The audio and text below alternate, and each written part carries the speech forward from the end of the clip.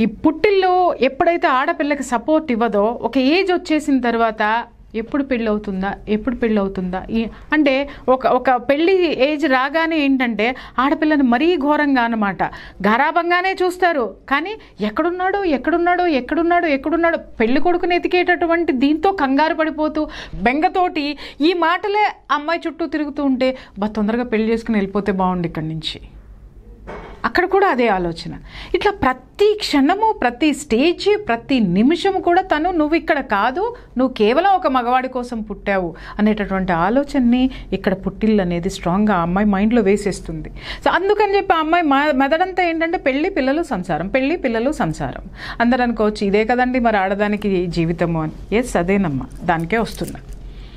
అప్పుడు ఏమవుతుందంటే వీళ్ళకి పెళ్లి చేసిన తర్వాత చూడండి నాగరాజు గారు, వీళ్ళు పెళ్ళి చేసే విషయంలో కూడా ఇక్కడ 2 మేజర్ పొరపాట్లు పేరెంట్స్ ఏం చేస్తున్నారు అని అంటే, మనకంటే పెద్ద సంబంధం, అమ్మో మనం తోగలేం, అంతటి వాళ్ళు మన అమ్మాయిని ఎత్తుక్కుంటూ వచ్చారు, ఎందుకంటే నా బిడ్డ అందగత్తే అని అనుకుంటాం. చాలా చాలా సంతోషం, చాలా హ్యాపీ.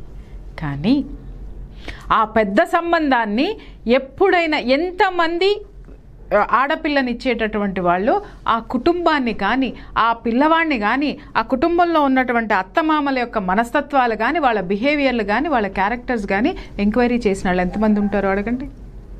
చెయ్యరు నాగరాజు గారు. కొంతమంది చేస్తారు, చేసి వెనక్కి వచ్చిన వాళ్ళ అదృష్టవంతులు. చేసినా కూడా అత్తగారికి నోరెక్కువ. కానీ అమ్మా మీ అత్తగారికే నోరెక్కువ, నీ మొగుడు చాలా మంచివాడమ్మా, అస్సలు నోరెత్తడు, చాలా మంచివాడు, పెద్దాడికి ఎదురే చెప్పడు, చాలా పెద్ద పొజిషన్లో ఉన్నాడు, నువ్వు అక్కడికి వెళ్తే సుఖపడతావు, పంపిస్తారు. తీరా అక్కడికి వెళ్ళేసరికి ఏం జరుగుతుంది నాగరాజు గారు? పెత్తనం ఎవరిది ఉంటుంది? అత్తగారిది ఉంటుంది. మొగుడు ఎందుకు మంచోడయ్యాడు? ఆ తల్లికి ఎదురు చెప్పడం. తల్లికి ఎదురు చెప్పడు. తల్లి మాట్లాడమంటేనే పక్కన వాళ్ళతో మాట్లాడతాడు, తల్లి చెప్తేనే తింటాడు, తల్లి చెప్తేనే భార్యతోటి గడుపుతాడు.